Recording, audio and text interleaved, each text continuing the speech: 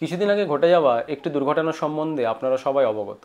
হাওড়া-পুরী বন্দে ভারত এক্সপ্রেসে সফর করার সময় কলকাতার এক বাসিন্দার মর্মান্তিক মৃত্যু ঘটে এবং ওই ভিডিওটি আপনারা সবাই দেখেছেন, যেখানে দেখা গেছে তিনি যখন অসুস্থ হয়ে পড়েন তখন ওনার চিকিৎসার জন্য বা সাহায্য পাওয়ার জন্য সবাই কিন্তু চিৎকার করছিলেন, কিন্তু দুর্ভাগ্যবশত কোনো ডাক্তার সেখানে উপস্থিত ছিলেন না বা রেলের তরফে কিন্তু কোনো ডাক্তারের ব্যবস্থা করা হয়নি, এমনকি সেখানে ন্যূনতম অক্সিজেন পরিষেবাটুকুও ছিল না। 8 ঘন্টা ধরে একটি বই ডেড হয়ে গেছে। মানে আমি না চুকির অবস্থা দেখুন, এখনো ভুবনেশ্বরে আমরা স্টেশনে যে এসেছি, কটক থেকে ছেড়েছি, এখনো অবধি কোনো অ্যাম্বুলেন্স বা পুলিশ প্রশাসন কোনো কাজ করছে না। সকলকে অনুরোধ করছি, দেখুন আমরা সবাই এখানে দাঁড়িয়ে রয়েছি, আমরা অনেকেই 1 ঘন্টার পর আমরা দাঁড়িয়ে রয়েছি। এবং তারপরে ট্রেন যখন ভুবনেশ্বরে পৌঁছয় এবং তারপরে ওনাকে যখন হাসপাতালে নিয়ে যাওয়া হয় তখন কিন্তু ওনাকে মৃত বলে ঘোষণা করা হয়। ঠিক একই রকম ঘটনা দুদিন আগেও ঘটেছিল নিউ জলপাইগুড়ি হাওড়া বন্দে ভারত এক্সপ্রেসে। সেখানেও একজন যাত্রী কিন্তু অসুস্থ হয়ে পড়েছিলেন, কিন্তু সৌভাগ্যবশত সেখানে একজন চিকিৎসক উপস্থিত ছিলেন, যিনি ছিলেন আরজি করের চিকিৎসক, এবং সেই চিকিৎসক কিন্তু ওই যাত্রীটিকে সুস্থ করে তোলেন। তাহলে আমি বলতে চাইছি, এই যে ঢাকঢোল পিটে এত দামি দামি ট্রেনের উদ্বোধন হলো, এইসব ট্রেনগুলোতে কি একজন ওয়েল ট্রেন এমবিবিএস ডক্টর রাখা যায় না? আসলে সঠিক প্রশিক্ষণপ্রাপ্ত যদি এমবিবিএস ডক্টর সেখানে থাকে তাহলে কিন্তু সাধারণ মানুষেরই সুবিধা হয়।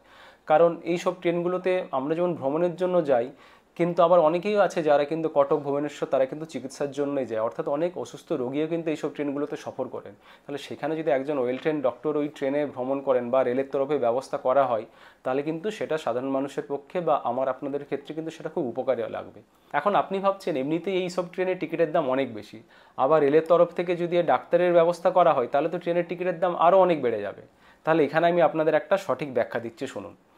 হাওড়া-পুরী বন্দে ভারত এক্সপ্রেসের কথাই বলছি। এই ট্রেনটি হাওড়া থেকে ছাড়ে 6টার সময়, পুরীতে পৌঁছায় দুপুর 1টার সময়। আবার পুরীতে ট্রেনটি ছাড়ে দুপুর 2টোর সময়, হাওড়া এসে পৌঁছায় 8:30টার সময় রাত। তাহলে 7 ঘন্টা 14 ঘন্টার জার্নি। ট্রেনে যাত্রী সংখ্যা কতজন? ট্রেনে দুটো ভাগ রয়েছে, একটা হয়েছে চেয়ার কার যার যাত্রী সংখ্যা হলো 1400, এবং রয়েছে এক্সিকিউটিভ ক্লাস যার যাত্রী সংখ্যা হলো 100। তাহলে টোটাল 1500 জন যাত্রী ট্রেনটিতে যাতায়াত করেন। 1500 জন যাত্রী পুরী যান, আবার 1500 জন যাত্রী হাওড়া ফিরে আসেন। তাহলে প্রত্যেক দিন 3000 জন যাত্রী এই ট্রেনটিতে যাতায়াত করেন, এবং ট্রেনটি সপ্তাহে একদিন বন্ধ থাকে। তাহলে মাসে ট্রেনটি 26 বার যাতায়াত করে, এবং এই 26 বারে বা 26 দিনে 78,000 যাত্রী কিন্তু যাতায়াত করেন। তাহলে এই 78,000 যাত্রী দেখাশোনা করার জন্য যদি 2 জন ডাক্তার নিয়োগ করা হয়, ডাক্তারের স্যালারি কত হতে পারে? 1 লাখ টাকা, 1 লাখ টাকা হতে পারে, 2 লাখ টাকা। রেল যদি এই 2 লাখ টাকা না প্রোভাইড করতে পারে, তাহলে সাধারণ যাত্রীকেই বলে দিক, এই 78,000 জন যাত্রী যদি 2 টাকা 56 পয়সা এক্সট্রা দিয়ে দেয়, তাহলে কিন্তু এই 2 লাখ টাকা উঠে যাচ্ছে। ব্যাপারটা খুব মজার। এখন প্রশ্ন হচ্ছে, রেল তো নিজের তরফ থেকে এটা করবে না, কারণ যারা এই সব নীতিগুলো নির্ধারণ করে বা রেলের যারা অফিসারগুলো বসে আছেন তারা হয়তো এই ট্রেনে যান না, তারা প্লেনে যান, যায় আমার আপনার মতো সাধারণ মানুষরা। তাহলে আমরা নিজেরা যতক্ষণ আওয়াজ তুলছি, রেল কর্তৃপক্ষ কিন্তু কিছুই করবে না। তাহলে ভিডিওটা শেয়ার করুন বা আপনারা আপনাদের মতামত বলুন।